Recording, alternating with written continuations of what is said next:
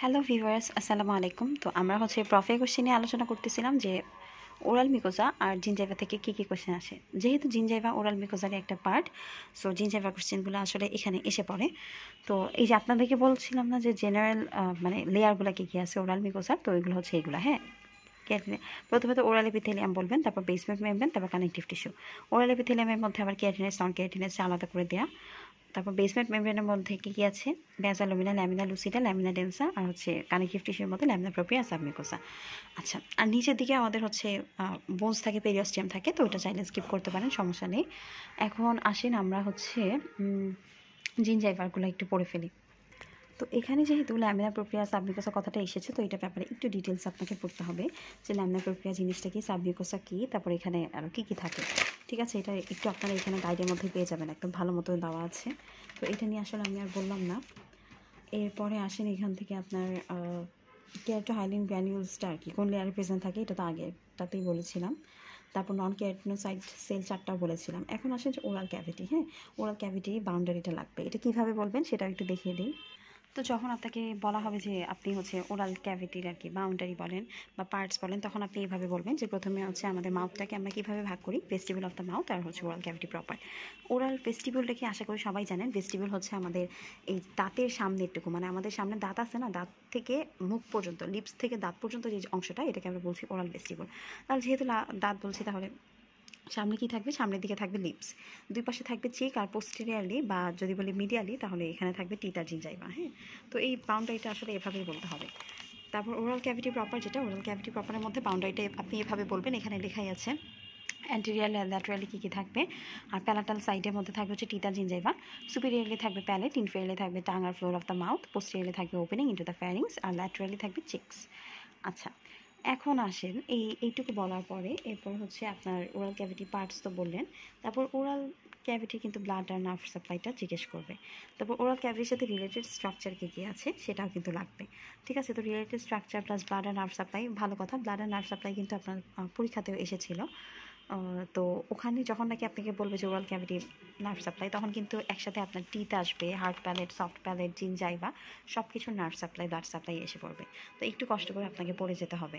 আর specially দাঁতের nerve supply কিন্তু কখনোই আমাদের ভুল করা যাবে না। দাঁতের নার্ভ সাপ্লাই ভুল করলে কিন্তু ফেল। ঠিক আছে, দাঁতের নার্ভ সাপ্লাই অবশ্যই আমাদের মনে রাখতে হবে। আর আমাদের এখানে খুব ফ্রিকুয়েন্টলি জিজ্ঞেস করে, অ্যানাটমিতেও জিজ্ঞেস করে, ডেন্টাল অ্যানাটমিতেও জিজ্ঞেস করে, সেটা হচ্ছে টাঙের নার্ভ সাপ্লাইটা আসলে এখানে খুব ধরা হয়। অ্যানাটমি আর ডেন্টাল অ্যানাটমি দুইটাতেই, যেহেতু আমরা ডেন্টাল সার্জন হব, সো টাং নিয়েই আমাদের পরবর্তীতে কাজ করতে হবে। তো এই জিনিসগুলোর ব্যাপারে আপনার সবচেয়ে ধারণা থাকতে হবে, টাঙের ব্লাড সাপ্লাই কি, টাঙের নার্ভ সাপ্লাই কি, এই জিনিসগুলো। তারপর টাঙে আপনি এভাবে বলবেন যে স্পেশাল সাপ্লাই কারা দেয় আর জেনারেল সাপ্লাই কারা দেয়। ঠিক আছে, এভাবে করে ভাগ ভাগ করে বলবেন।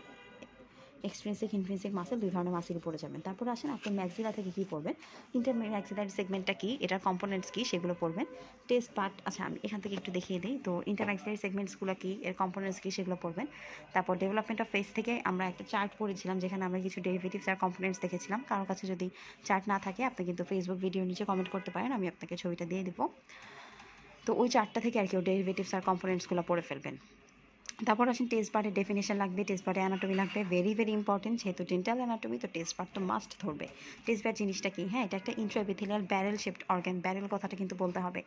তারপরে প্যাপিলা কী আছে, প্যাপিলা আমরা জানি 4 ধরনের প্যাপিলা আছে, তাই না? কোনটা কোথায় থাকে, যেমন ফোরামেনসিক আমেরিকা সার্কামভ্যালেট থাকে, টিপ অফ দ্য টাঙের দিকে আমাদের ফাঙ্গিফর্ম থাকে, ফিলিফর্ম একদম স্ক্যাটার্ড অবস্থায় থাকে, আর দুই সাইডে থাকে ফোলিয়েজ প্যাপিলা, এগুলো কিন্তু বলতে হবে। তারপরে আসেন যে কোথায় টেস্ট পার্ট নাই, সেগুলো লাগবে। তো টেস্ট পার্টের কাজ কী, তারপর কে কোন টেস্ট ক্যারি করে, এই জিনিসগুলো প্রত্যেকটা জিনিস লাগবে। তারপর জিনজাইভার ডেফিনেশন লাগবে, ক্লাসিফিকেশন লাগবে। ও ভালো কথা, জিনজাইভাল সালকাস আর কোল, এটা কিন্তু প্রত্যেকের টিচারের ফেভারিট, হ্যাঁ। তো জিনজাইভাল সালকাসের কন্টেন্ট লাগবে, জিনজাইভাল সালকাসের ডেপথ কতটুকু, ফাংশন কতটুকু, কোনটা ফ্রি জিনজাইভা, কোনটা অ্যাটাচ জিনজাইভা, কোনটা, এটা লাগবে, হ্যাঁ। সালকাসের টেপ ভেঙে গেলে, মানে বেড়ে গেলে কী হবে, ফর্মেশনে কী হয়, এই জিনিসগুলো লাগবে। তারপর হেলদি জিনজাইভাতে কী থাকে, ওর কন্টেন্টটা কী, ওর কালার কীরকম থাকে, ইন্টারডেন্টাল প্যাপিলা বা প্যাপিলারি জিনজাইভা কাকে বলে, এই জিনিসগুলো লাগবে। তারপরে আসেন যে আমাদের ফ্রি জিনজাইভা, অ্যাটাচ জিনজাইভা কতটুকু, এই জিনিসগুলো লাগবে। তারপর ডেভেলপমেন্ট, টাং আর ফেসের ডেভেলপমেন্ট, ম্যান্ডিবল, প্যালেট, সবগুলো ডেভেলপমেন্ট লাগবে। আর স্যালাইভারি গ্ল্যান্ড আর টেম্পোরাল ম্যান্ডিবুলার জয়েন্ট 1-2 লাইন করে পড়তে পারেন। তাছাড়া ব্র্যাঙ্কিয়াল আর্চ, পাউচ, এই জিনিসগুলো লাগবে। হ্যাঁ, ফার্স্ট ফ্যারিঞ্জিয়াল আর্চ থেকে কী কী আসে, তারপর ম্যান্ডিবুলার আপনার আর্চ কী কী আছে, এই জিনিসগুলো লাগবে। এখন আসেন বেসিক এমব্রায়ো থেকে কী কী আসবে। বেসিক এমব্রায়ো থেকে 3টা জার্ম লেয়ার লাগবে, যেমন হচ্ছে আমাদের এক্টোডার্ম, এন্ডোডার্ম, মেসোডার্ম, 3টা জার্ম লেয়ার ডেরিভেটিভস লাগবে। নিউরাল ক্রেস্ট সেলটা কী জিনিস, ওর ডেফিনেশন, ওর ডেরিভেটিভস লাগবে। এখান থেকে আমরা কী কী জিনিস পাই। টুথ ডেভেলপমেন্টটা আমি আপনাদেরকে আগেই বলেছিলাম, সো ওটা আর দরকার নেই। টুথ ডেভেলপমেন্ট আপনারা জানেন। আর রুটের কথা আগে বললাম। তারপর সিমেটোব্লাস্টটা কখন ডিপোজিশন হবে, এপিথেলিয়াল ডায়াফ্রামটা মানে রুটের ক্ষেত্রে আর কি কাজ করে, যে সিঙ্গেল রুটেড, মাল্টি রুটেড, ওই জিনিসটা লাগবে। তারপর ডিসমোলাইটিক স্টেজটা বললাম, কখন কোনটা ব্লিডিং হয়। আর দাঁতে নার্ভ সাপ্লাই কিন্তু অবশ্যই পারতে হবে, যে আমি লিখে রেখেছি যে নার্ভ সাপ্লাই না পারলে একেবারে ফেল। স্পেশালি ম্যাক্সিলারি ফার্স্ট মোলারটা খুব ধরা হয়, যেহেতু এটা ডুয়েল নার্ভ সাপ্লাই। তো মোটামুটি এই জিনিসগুলাই। হ্যাঁ, তো এরপরে আসেন, এখানে আসলে আর পড়ার মতো কিছু নাই। জিনজাইভাল জাংশনগুলো একটু পড়ে ফেলবেন, যে এখানে আছে junctional epithelium, circular epithelium, outer epithelium, oral মিউকোসার এই চেঞ্জটা পড়বেন। সোয়ালোইংয়ের ডেফিনেশন পড়বেন, 3টা ফেজ আছে, খুবই ইজি, পড়ে ফেলবেন। ভলেন্টারি ইনভলেন্টারি ফেজ কোনটা পড়ে ফেলবেন। সোয়ালিং সাকনিং নিয়ে যদি কারো সমস্যা থাকে তাহলে কিন্তু কমেন্ট করে জানাতে পারেন। আর ওরাল ফেজের কী কী মাসেল থাকে, ফ্যাঞ্জিয়ালে কী কী মাসেল থাকে, ফ্যাঞ্জিয়াল ফেজে কী কী মাসেল থাকে, এগুলো লাগবে। আর টাইপস অফ টুথ অ্যাটাচমেন্টটা একটু হালকা করে দেখে নেবেন, অ্যাঙ্কাইলোসিস কাকে বলে, এই জিনিসগুলো। ঠিক আছে, তো এই ছিল আমাদের ভিডিও। তো এখন আরেকটা জিনিস আছেন, যে আমাকে জিজ্ঞেস করেছিলেন অনেকে, যে ওডোনপ্লাস্টিক সাইজের শেপটা কীরকম হয়। ওডোনপ্লাস্টিক, হ্যাঁ, সাইজের শেপটা তো ক্রাউনের ক্ষেত্রে না, ওর ইয়েটা আর কি কলামনার থাকে। তারপর সার্ভাইকালে কিউবয়েটাল থাকে, আর রুটের মধ্যে একদম ফ্ল্যাট থাকে।